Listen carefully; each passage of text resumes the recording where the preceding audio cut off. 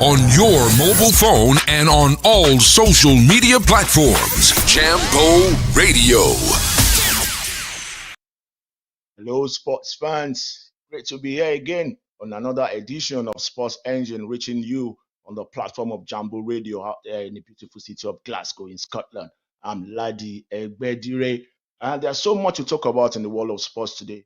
Don't forget that Champions League matches were played last night. We saw PSG doing what some people term unthinkable, going to San Sebastian and getting 2 goals, courtesy of Kylian Mbappe, to qualify for the quarterfinal. Don't forget, they've not been able to make it in the past 2 seasons, but now they are in the quarterfinal. And later tonight, we're going to see Real Madrid going up against Leipzig and Copenhagen, FC Copenhagen. They will be visiting Etihad to take on Manchester City. I don't know if I will be joined on today's show by my colleague Wole Okpatola, but if he's not able to be here, then I guess we have to go on. And talking about some other issues in the world of sports, let me quickly intimate to you that the African Games is now time the African Games. It used to be all African Games, but it's now time African Games. It has actually started out there in Accra, Ghana, with table tennis events, and let's quickly tell you that the event itself is scheduled to start on the 8th of March and it will end on the 23rd of March. It's going to be hosted in 3 Ghanaian cities, talking about Accra, Kumasi, and one other city out there. And talking about the African Games, don't forget that the Egyptians, they are the perennial champions of this, tournament. They've been very dominant. I don't know, probably because of their prowess in the pool. I think that is actually dominance, and it's really working for them. And apart from the Egyptians, don't forget the South Africans. Ever since they got out of, yes, I can hear you very well, Wale. Joining me on the show is the one I like to call. It's actually a doctor. No, I like to call him a doctor. Dr. Wale Okpatola. Wale, are you there? Hello, Wale. Oh, I can hear you. Going ahead. So, like I was saying, so the South Africans, ever since they got, independence, got free from apartheid, they've been doing so well in about the African Games. And at this point in time, they are even much more dominant than the Nigerian team because they won the overall championship 3 times. Nigeria just won it once. That was when it was hosted in Abuja. I think that should be 2013 or thereabouts, if my memory serves me right. But the Egyptians, they've won it 7 times. They're dominant. When you talk about African football, the Egyptians are dominant. Talk about African games, they are also dominant. So this time around, it's going to be hosted in Accra, Ghana. And then talking about some of the events that have already graced the occasion, table tennis actually, served off. And unfortunately, Nigerians and Africa's number one, the Aruna Lukman, he lost to his perennial rival, talking Umar Assar, in a pulsating final. I think 4-3. That one ended 4-3. But earlier, before that, we saw Nigeria's Edem Offiong, claim Nigeria's first bronze medal at the championship. It was a bronze medal because she lost to Dina Meshrev. And don't forget Dina Meshrev, she's a veteran now when you talk about African women table tennis in Africa. But we got another kid on the block. And she's just 16-year-old Anna Goda. Anna Goda got the better of Dina Meshrev. I'm sure nobody was expecting that. But she got the better of Dina Meshrev, 4-2 in the final, and she's on her way to the Olympics in Paris, talking about later in the summer. So a 16-year-old, knocking out a veteran who's been there, done that, got a t-shirt to show for it. Well, it's a good one. It shows that the Egyptians are doing something that the rest of Africans are yet to do, and it's going to take a long time for the rest of Africa to actually catch up with them. Don't forget, you are on to Sports Engine, reaching you on the platform of Jambo Radio out there in Scotland. You can be part of this show by calling in 044 0141 530 2787. I can take that again. 044 0141 530 2787. So moving ahead now, Aruna Lukman, like I said earlier, he lost to Umar Assar. Don't forget Umar Assar, a fantastic table tennis player, but on the world scene, I think he's not as dominant as Aruna Lukman. But when you talk about the African continent, he is quite dominant. Making it sound. Let's move on to marathon. Hello, is that Wale? Hello. Let's move on then. Moving on to marathon. World record holds as the elite women's class for the London Marathon. The Egyptians turned in 2 hours, 11 minutes, and 53 seconds at the 2023 Berlin Marathon. Took more than 2 minutes of the previous record of 21.1404 set by Kenyan's Brigade Koske, with Koske and fellow Kenyan Ruth Chepgetchik also running 3 of the 4 fastest women in history will compete in London. The race takes place on the 21st of April, and pundits and a lot of journalists out there are saying that probably another record will be broken at this year's London Marathon because of the quality of the athletes that we'll see at the occasion. We're looking at probably a fast time this time around. Let's see the way it goes. Moving on to boxing. It's going to be Friday. Friday is showtime. And that's going to be a make or mark fight for Anthony Joshua. Give or take. That is my own opinion. I don't know what your own opinion is. But stepping up against Francis Ngannou, he needs to make it count. And Ngannou choice, there is no hiding place for his golden fish. So he has to make this count. Because it's not going to be a stroll in the park, trust me. We saw Ngannou against Tyson Fury some couple of months ago.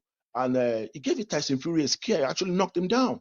But he couldn't go in for the kill. That was why he lost the fight. He lost it on split decision. So now, when you talk about a guy coming from UFC, coming up against a world-class boxer and putting up that kind of a show, then you should know that Anthony Joshua should take it, seriously. You should really take him seriously.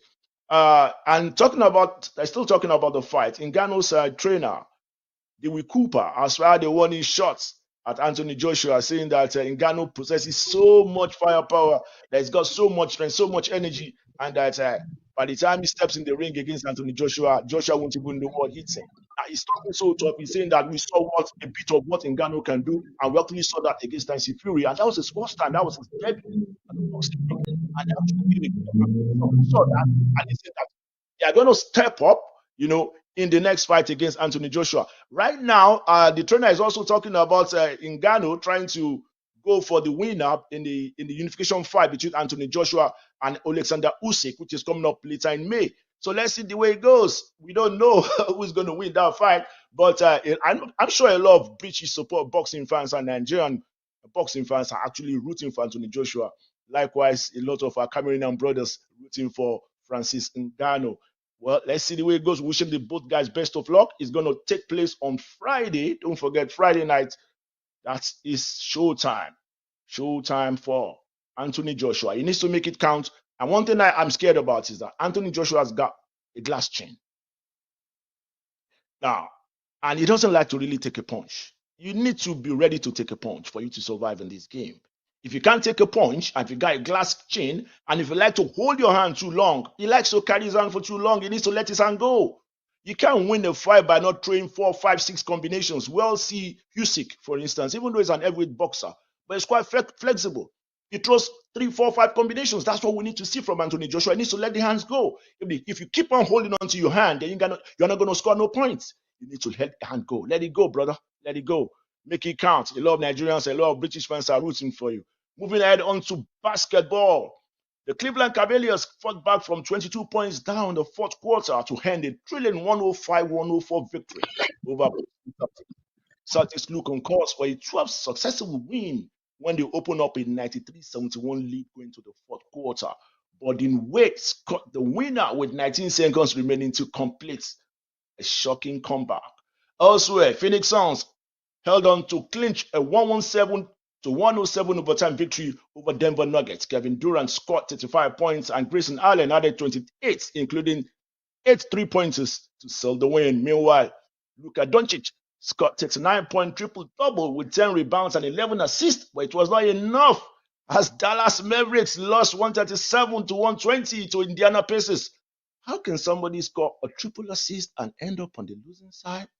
That's the nature of the game. You win some, you lose some. Let's move on now to football now. Talking about football, we're going to start from the African continent, where the Ivorian Giants, ASEC Mimosa of Cote d'Ivoire, have been crowned champions of the 2024 President's Cup played in honor of Ghana's sitting president, Nana Addo Akufo-Addo. The game played at the Baba Yaya Sports Stadium, ASEC defeated Ashanti Kotoko. You know Ashanti Kotoko. Those who are very familiar with African football, I'm sure they know Ashanti Kotoko. That's one very old Ghanaian team who has been there like forever when you talk about African football. That was before the advent of Champions League on the African continent. Then we had the likes of Canon Yaoundé of Cameroon, Ashanti Kotoko, and don't forget African Sport also of Cote d'Ivoire. Then the visiting team scored in the 13th minute through Jao, and later Arthur added another goal in the 25th minute to double the lead for the Ivorians, and they were crowned champions. And the Porcupines, talking about the Ashanti Kotoko, that's the nickname, Porcupine Warriors. They pulled one back in the 83rd minute via the penalty spot, but it was not just enough. That served as a consolatory goal because the trophy went all the way back to Cote d'Ivoire. It's looking good for the Ivorians right now. Don't forget some couple of was it not just in January they won the African Nations Cup, and now they've added the Ghanaian trophy to it. Too bad for the Ghanaians. I think something needs to be done when you talk about Ghanaian football. Ghanaian football used to be very interesting, very exciting to watch back in the day. I'm talking about not too long ago, probably mid 90s or thereabouts. Then they were dominant at the underage level. But when you get to the senior level, I don't know, they're not really getting it right. There's something that they are missing until they get it right before we see the best of Ghanaian football. But I tell you something, there are some Ghanaian brothers out here in England, they play fantastic football. I've had a great pleasure to play alongside some of them, and anytime I meet them on the field of play, I know it's going to be wow. The Ghanaians, they are good ball jugglers, good ball jugglers. Give it to them any day, anytime. Now, moving on moving on to football, let's quickly talk about Champions League, where Harry Kane scored 2 goals last night to Bayern Munich to overcome Lazio 3-0 and book their spot in the quarterfinal of the Champions League. Looking at Bayern, they are 10 goals, no, they are 10 points behind Bayer Leverkusen right now in the German Bundesliga. So I guess the way things stand, they have only the Champions League to play for, and they really need to make this count. And they gave a good account of themselves yesterday. They were dominant right from the start of the whistle, and we saw a Lazio that were not really adventurous in their approach to the game yesterday, and that was what actually gave Bayern the impetus to come forward, and they dominated the game. They scored some good goals, and they've sealed their passage into the quarterfinal, awaiting their quarterfinal opponents. And they also sealed their passage alongside PSG. Don't forget, I told you earlier, they got the better of Real Sociedad. Real Sociedad, they've not been doing very well. They've lost a couple of matches, even in La Liga. So they've not been performing very well right now. So I wasn't really surprised yesterday when an Mbappe-inspired PSG got the better of them at St. Sebastian. Tonight, defending champions and favorites to win the trophy. You can take that to the bank. Manchester City, they're going to play host to FC Copenhagen. I think they did the job back there in Denmark. So tonight, a draw will just suffice for them to move to the quarterfinal. But the City that I know, a draw will not be enough. They would like to thump in the goals because the goals, it does count. It gives you so much confidence when you score goals against a good opponent. And the danger side for them to have been able to qualify for this level of the championship, it shows that they've got something to offer. So I'm sure City is not going to take them for granted. They know that it might still not be a stroll in the park, even though they won the first game. I think they won it by 3-1. And the other game of the night taking place at the revamped Santiago Bernabeu, talking about Real Madrid playing host to RB Leipzig. We saw the first leg. RB Leipzig, a very dangerous team on the counter, a very dangerous team in transition. And if you look at their intensity up front, I think Real Madrid really have to be careful tonight, or else they will be shocked. Because RB Leipzig, they were just unlucky in the first leg. They had so many good chances to score 3 goals even before Ibrahim Diaz turned on the glamour and scored that wonderful solo effort. They had the chance to score 3 good goals in the first half. They were just not, potent enough in front of goal. They might get it right tonight, and if they do get it right tonight, it's going to be doomsday for Real Madrid. But we know Madrid. They always like to save their best for last. But I hope they won't do that tonight, because a lot of their fans are saying right now they are playing hypertension football. Get the job done as quickly as possible. Let's move on to the next level. Probably if they had gotten the job done against Valencia, probably the controversy we saw at the end of that game on Sunday wouldn't have happened. But they left it late as usual, and and the referee blew his whistle even as the ball was going towards the goalpost. That's the nature of the game. You win some, like I said earlier, you lose some.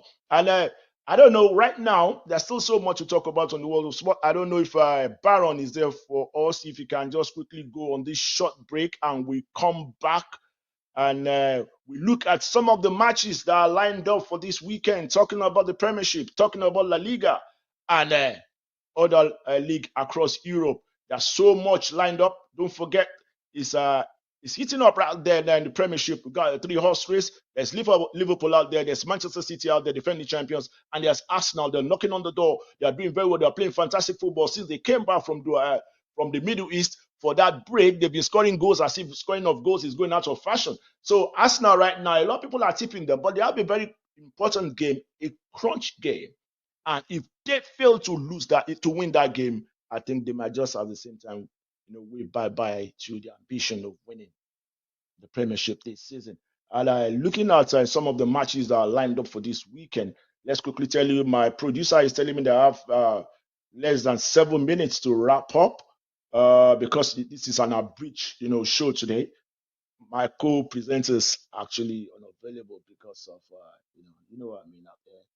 The way it is out there is not the way it is every other place. Let's look at some of the fixtures that are lined up in the Premiership for this weekend. Actually, let's start on Friday because I know there should be a game on Friday. Okay, there's actually no game on Friday, but we have matches lined up in the Bundesliga and in Serie A, as well as what's it called? The French League One, which will become the McDonald's League from next season. Watch out.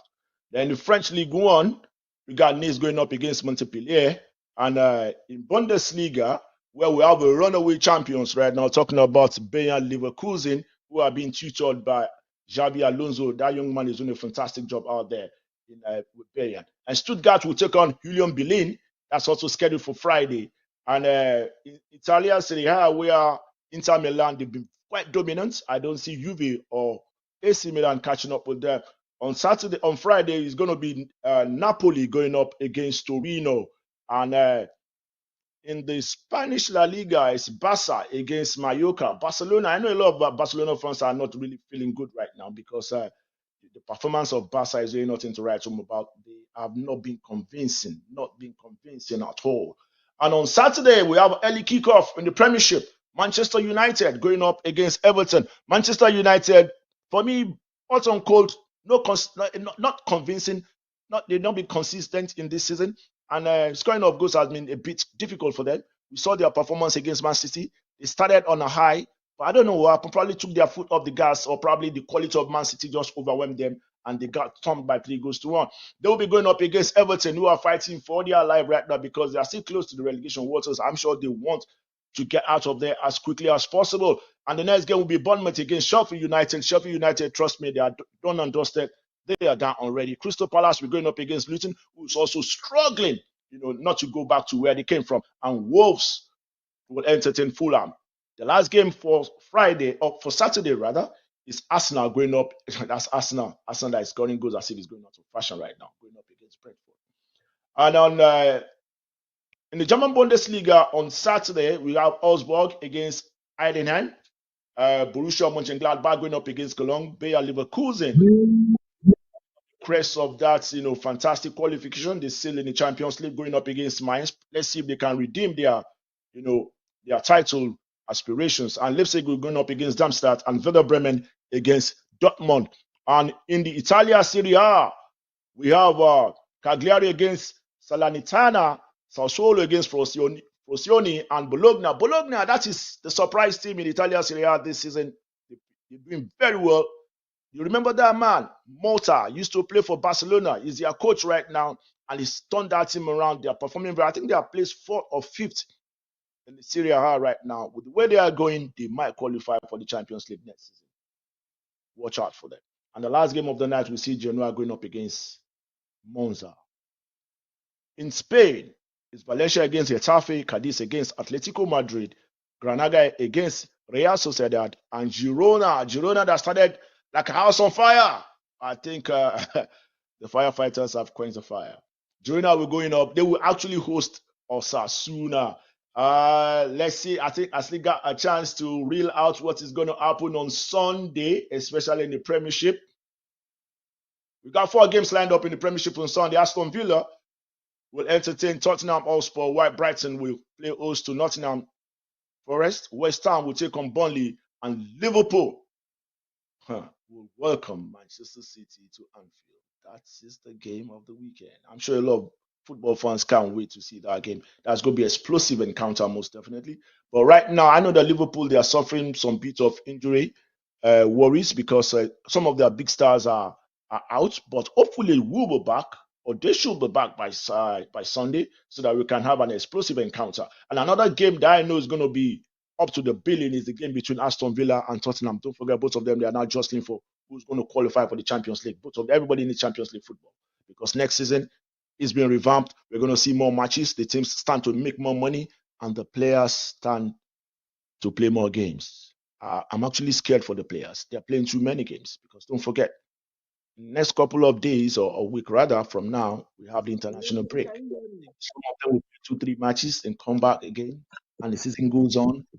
It's not easy for the players. That's why they earn that kind of money. So you can't fault them for earning the kind of money they're earning. Yeah, I can hear you very well, Wale. Are you with us now? Yes. I've been here. I've been here all day. I don't know why you can't hear me. I can hear you, but I can't see your face, doctor. Yes. So it's better than not even hearing me at all. Okay. I guess I will be really like your opinion to sports fans out there, because it seems I'm the only one that's hearing you right now. I'm not sure if the sports fans out there can hear you. Can you guys hear Wale or Patola?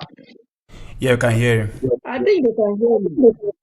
You can hear him in the studio, but I'm not sure people out there can hear you. So Wale, go on, man. All African Games is on.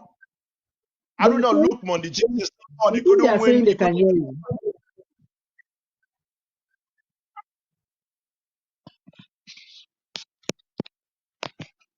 Wale?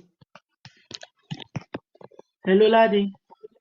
Yes, I said All African Games Yes, is on hello, already. laddie. I can hear you, man.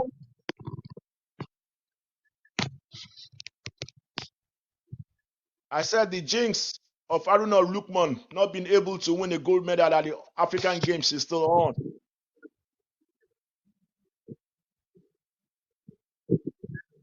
Yes, Haruna Kadri, you mean? You know, it's a big disappointment. It's a big disappointment that Haruna Kadri couldn't win it, you know. Losing to Ashraf, his perennial rival, and that's unbelievable because, I mean, yes, Omar Assad, you know, losing to Omar Assad all the time at the African Games is really frustrating. You know, even the year he was supposed to win it, he lost to his compatriot Omar Tayo. You know, so it really must be very frustrating for Haruna Kadri. But you know the thing about the game is that you can't win everything. You win some, you lose some, most definitely, and probably that's a price he has to pay. But I think he just needs to work on his emotions. He needs to work on his emotions when he gets to the African to the African Games, because right now, you know, there'll be so much anxiety, you know, in him, because he feels like, oh, I need to get this job done. I need to win this title. I need to win this title. He needs to work on it. He needs to just go through the flow and just hope that, okay, if it comes, fine. If it doesn't come, it's all good. After all, he's still the #1 rated African player on the continent. You know what I mean? So he needs to just probably take it off his mind, just because he's weighing him down right now. And like you said, when he knocked out lost to Omotayo in the final. You remember what they say about Lionel Messi? You know how they said that, look, yes, he's great, but he needs to become the greatest by winning the World Cup. You know, for Haruna Kadri, yes, we all know he's great, but many years from now, when we write his story about his greatness, we should be able to say that he won a gold medal in the All African Games. Look, the greatness is measured by you being able to win gold at the All African Games, at the Commonwealth Games, and you win any medal of any coloration at the Olympics. I mean, look at the likes of Mary Onyali, Falila Togukoya Osheku. You know, they were great athletes, and they did not stop until they won a medal at the Olympics. Falila Tosheku, Agukoyo Sheku, and they all won bronze medals. Remember the Olympics in Atlanta '96. They didn't stop. I mean, Barcelona '92. Atlanta '96. They didn't stop until they won something. So that's what we are talking about.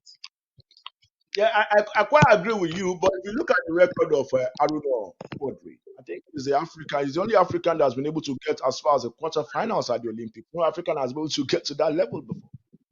Even Omar Assar has not been able to get to the quarterfinals of the Olympics before. Even our own great Atoda Musa in his days, alongside Yomi Bankole, Titus Omotara, Suli Olaleye, and the rest of them, they couldn't get to the quarterfinals of the Olympics. Atoda Musa only won the Commonwealth gold. So you see, for him to have gotten to that level and for him to be rated 10th on the world level right now, I think we should give him kudos. Despite the fact he's yet to win African medal. I still feel he's got age on his side, and table tennis is a game that you can play when you are advanced in age. That's why we have someone like Funke Oshunaike still very much involved in the game right now. That's why we saw what's it called, Shegun. I'm talking about. I want to collect his name. Segun Toriola is there, but he's a coach. Segun Toriola. Yeah, Segun Toriola is not a coach. He's the coach of the men's team now. I think Aruna Quadri can still cover himself in a blaze of honor. By winning the mixed doubles or the doubles.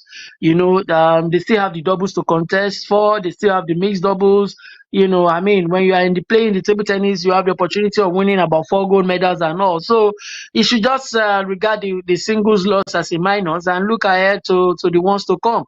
It's just that age is no longer on his side. I don't know if he can do it in the next 4 years as well and win the individual gold. He needs an individual gold medal at the All African Games. Fantastic player he is, dedicated players. He's done a lot for Nigeria, out there and all. But then, like I said before, when we write about his greatness many years to come, we should be able to say that he had an Olympic gold, an All African Games gold around his neck. But we're talking about winning the mixed double or men's doubles. Yeah, that might be a tall order. My reason for saying that is basically because the Egyptians, they have a very fantastic team. And don't forget this 16-year-old girl that defeated Dina Meshref. 16-year-old girl. And I'm sure by the time they go to the Olympics, if you can put up a fantastic performance, you'll become African #1. And that is one sport that was actually reserved for Nigerian table tennis players for decades. So it shows the rot. It shows the rot in Nigerian table tennis. It shows the rot in sports all over Africa. Because if you look at what the Egyptians are doing, they are turning out youngsters taking over in the game. Whereas the rest of Africa, we are still dependent on these veteran players, to win us medals. When are we going to take a cue from the rest of, from probably North Africa?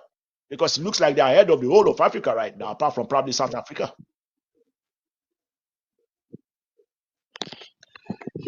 His facilities, what they have that we do not have is the facility.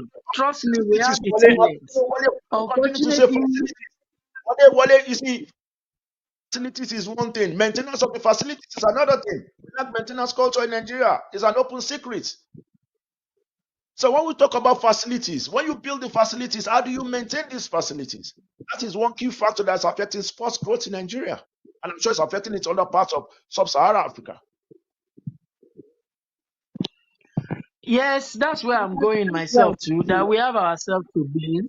Look at what Edem, said after winning the bronze medal. That look, if not that they even participated in a competition in Korea recently, that perhaps they would not even have played to that level. That the reason the Egyptians are ahead is because they play many competitions all through the year. So you want to ask the Nigerian Table Tennis Federation, what do they do with their subvention and what do they do with their sponsorships? They should have a great marketing department that drives sponsorship and brings in money for these association to be able to federation to be able to attend competitions in and outside Nigeria and then be able to churn out talents. Look, yes, look at what you are talking about. The Egyptian 16-year-old lady, beating everybody, all comers and all. But do you know that we equally have 16-year-olds that are very, very good here in Nigeria? Everywhere you turn to, look in our own Edo State, in Benin City, we have lots of table tennis players, ping pongers, the game being played, and players even play with tin of milk. They don't even use bats for you to know how good they are. So I don't know why we are not harnessing these talents. I don't know what we do with our National Sports Festival. Table tennis is a game that is played at the festival, both at the senior level and at the junior level. So by now, we should not even still be talking about Funke Oshonaike. Trust me, there's nothing wrong in being a veteran, but by now, a 16-year-old or a 20-year-old should be competing with her. I remember that Funke Oshonaike said, look, a lot of people said I should retire from the game, but nobody is beating me. And that's just the truth. As long as nobody is beating her, why should she be in a rush to go out of the game?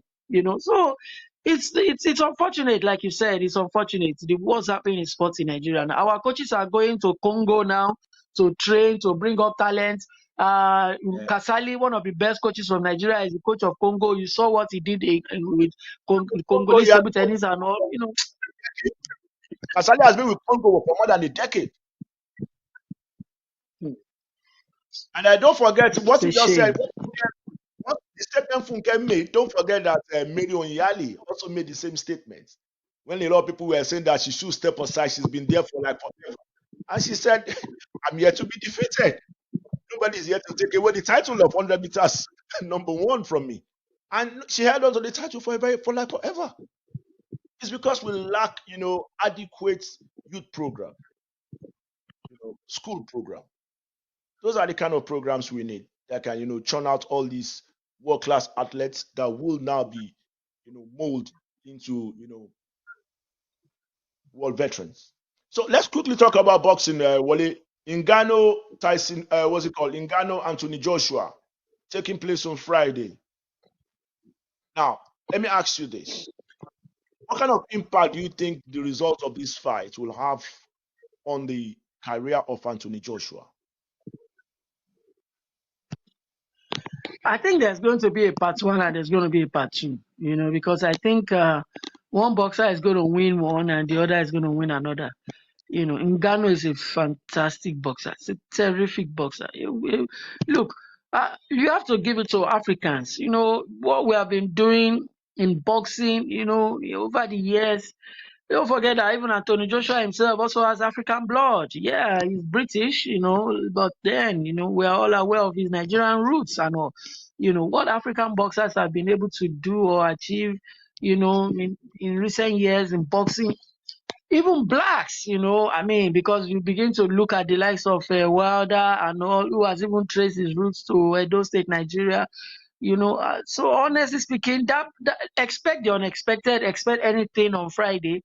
Both boxers are very, very good boxers. I see part one and part two. I see each of them taking part one and taking part two. But looking at the background of what's it called, Francis Ngannou, UFC, is not a renowned boxer. Now we saw his performance against Tyson Fury, world heavyweight champion. He gave him a scare. He knocked him down. Now, if perchance he gets total victory against Anthony Joshua, what kind of impact do you think that will have on the career of Anthony Joshua now going forward? Well, I wouldn't lie to you. He might just be sending him to early retirement, because he's beginning to lose one boxing bout too many, and that's not good for consistency. That's not good for a world heavyweight champion. I'm beginning to see a Samuel Peterson in him, but then, it's human nature. No kingdom reigneth forever.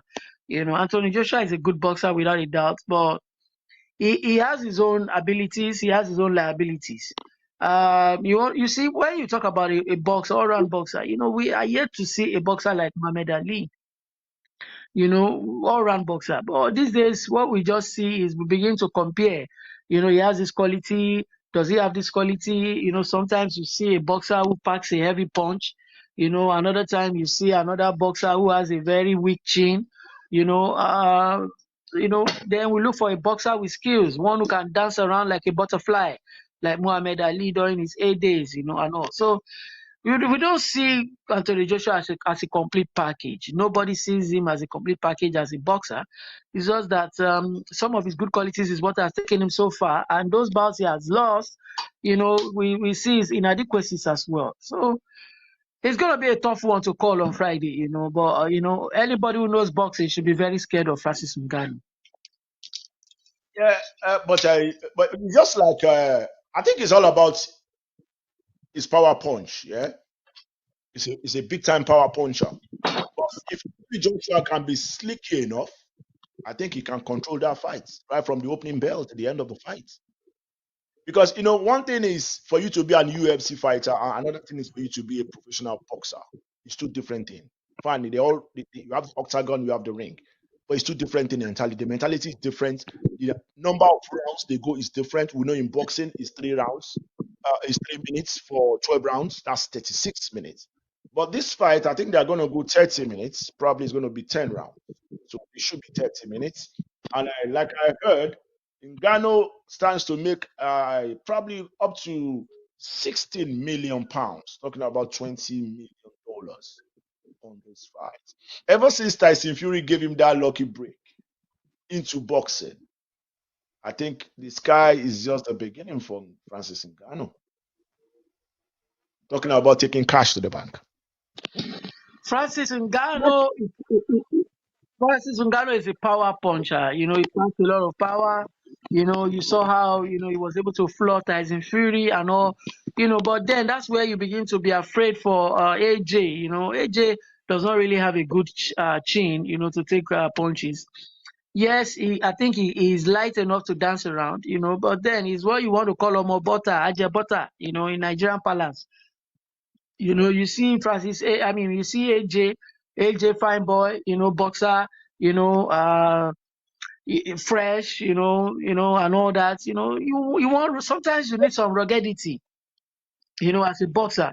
You need some ruggedity, and that's what I don't see in him, so and that's why I'm very afraid because of Francis Ngannou. Coming by his UFC background, where they require a lot of skills, not even boxing skills alone. You have to be good at kickboxing. You have to be good at, So, but irrespective of whatever the outcome is on Friday, you should expect that there's going to be a part 2.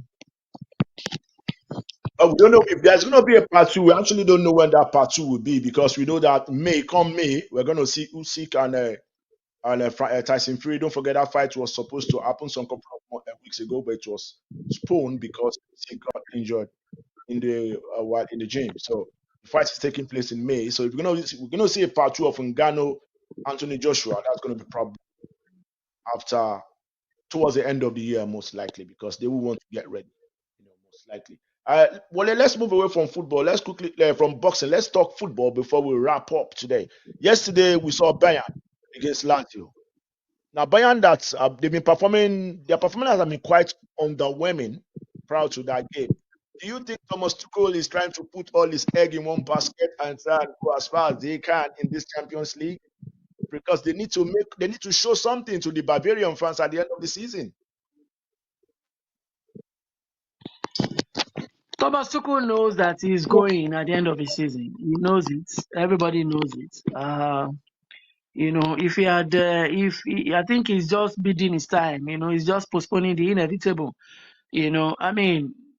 Trust me, he would have gotten his sack letter yesterday night if they are not qualified for the quarterfinals of the UEFA Champions League. They've not been fantastic in recent week. You want to say that this is not Bayern. When you see Bayern play now, it's a minus for Thomas Tuchel. When he was at PSG, we saw his lapses too, and when he came to the English Premier League, of course, what happened with Chelsea Football Club.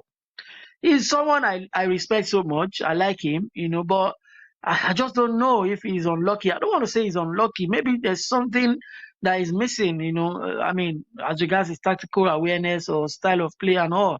But then, this is a Bayern Munich that used to be very, very dominant. And now, they are like pussycats. They are not lions anymore. But then yesterday, they played real good. Total football from them.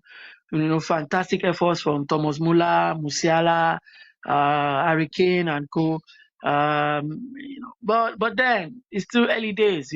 I mean, they've won the battle. There's still war ahead. We still have great teams left in the competition. Real Madrid, Arsenal, Barcelona, and the likes are still in there. So you never can tell. Even his former team, PSG. What a wonderful performance yesterday. But then you begin to ask questions. Is PSG a one-man team? Because it looks like the only man that is driving the team is Mbappe. And even yesterday when Luis Enrique was being asked some questions about Mbappe, he cleverly parried them. But then interesting days lies ahead. Yeah, interesting days lies ahead. But talking about Real Madrid, don't forget that yet to cross, they are yet to cross the hurdle because it's going to be crunchy tonight against Leipzig. We saw Leipzig in the first leg; they were quite dominant. They were just unlucky from.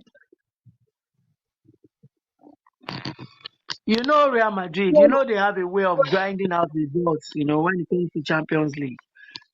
So yeah, Leipzig are a great side, but then I think they were unlucky with the draws. They didn't get the luck from the draw, So I mean, with the moment they were paired with Real Madrid, football pundits could as well say that it was all over. That's why I thought that they're a good team. Well, let's see the way it goes. It's Let's just see the like way it when you goes. want to meet a Sevilla, in the Europa League or a Valencia, you begin to think twice. Because it seems the Europa League is made for them. They are 5 and 6 with the Europa League. It's the same thing with Real Madrid. But Sevilla couldn't turn on the magic last season. They were knocked out. Have you forgotten that? Couldn't turn on the magic. Yeah, still talking about Real Madrid. Let's tell you Yes, can you that repeat that? I said Sevilla couldn't turn on the magic last season. They were knocked out. They couldn't repeat the magic that they did with Unai Emery 3 times in a row. Yes, that's why. Yes, that's why they say that no kingdom reigneth forever. So, but for Real Madrid, I don't think the cookie is yet to crumble. It's about to crumble. Oh, you think the cookie won't crumble yet? Okay, time will tell if the cookie will crumble yet or not. Okay, still talking Real Madrid. Yesterday we no today we found out that Jude Bellingham has actually been suspended for 2 matches based on the confusion that ensued after Sunday's game against Valencia. Don't forget, the referee said it was quite rude, and Ancelotti has come out to say that it was not rude. So he's going to miss 2 games. He's going to miss the game against, I think, Osasuna and Celta Vigo. He's expected to return after the international break. That is when they will take on Athletic Bilbao. That is one team that is doing very well out there in the Spanish La Liga. Wale, do you have anything to say on that game, on that controversial game we saw on Sunday between Real Madrid and Valencia?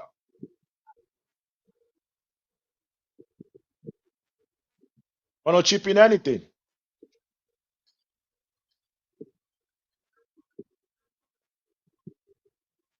Wale, are you with me? Hello, Wale? Hello? I think I saw Wale the game is. and I don't know why they say it's a controversial game. There's no controversy about it. I watched the game. The referee clearly blew off the game before even the cross was made. The referee blew off the game before even the cross came in. So the cross and the connecting header and all, and the ball sailed into the net, they all came in after the referee's whistle. So yeah, I think it was just the Real Madrid players that were just trying to make, I mean, look, very straightforward Wale, decision. Wale, if you go back and watch that game, if you watch the playback, the last whistle, when the referee blows the whistle, po, po, po, yeah, the last one sounded as the ball was entering the net. That's quite unusual for me. No, The last one. no, no, no, no, no, no, no, no, Go back no, and no. play. I watched the game. I watched the game. I watched the game. I watched the Whistle. game. The referees will stand the three When look three the times. Sounded clearly even before the cross was made. I okay, watched the game. I watched the game. no problem. You saw. Also saw the game. Now I'm going to put something across to you. If no error was made by the referee, how come the Spanish FA have now decided to suspend him if he didn't make any error in that game? How come he's now on suspension? Yes. Maybe he himself didn't, undo the aftermath properly and all. But No, there no, was no. no controversy in that game. When you want to say there was a You know what? controversy was the Real Madrid versus Almeria game. Clearly, there was controversy in the Real Madrid Almeria game. Wale, if there was no controversy in that game, if he had done the right thing, if he did it correctly, I'm sure the FA won't place him on suspension. They won't put him on the sideline. But right now, from what we gathered, he's going to be on the sideline for a while. So, with me, something was wrong on the night. The Spanish Federation are just trying to save face. They are just trying to be seen as taking action because something similar or even more controversial happened last month in the game between Real Madrid versus Almeria. I urge anybody to go watch that game. Almeria Real Madrid. That was a very, very controversial game. When they say controversy in a game, that is the kind of game they are talking about, not the one that happened over the weekend. There was no controversy in that game. Nothing at all. Nothing at all. At all. At all. All right, then, if I take that as your submission on the game. Before we go, before we call it a wrap, is there anything you would like to chip in, Wale? Because I found out that time is not really our friend any longer. Tonight. So predictions. No, it's always fun. It's always fun being on the field.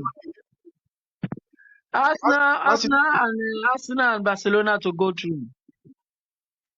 Oh, they are not playing Oh, that's tonight, are next they? week though. Yeah. Arsenal Barcelona is next week. They would have played before we come on the show on Wednesday. Most definitely. So tonight, Real Madrid and Leipzig, Copenhagen and Man City. No surprises. Is that what you're saying? No, give it to Real Madrid and Man City. All right then. Wale Okpatola said you should give it to Real Madrid and Manchester City. That's how far we can go today, sports fans. We'll be eating you again next week, Wednesday, 4 p.m. UK time, and that should be 5 p.m. Nigerian time. Another edition of Sports Engine, reaching you on the platform of Jambo Radio out here in Scotland. My name remains that day with me on the show has been Dr. Wale Okpatola. See you next week, Wednesday. Bye for now.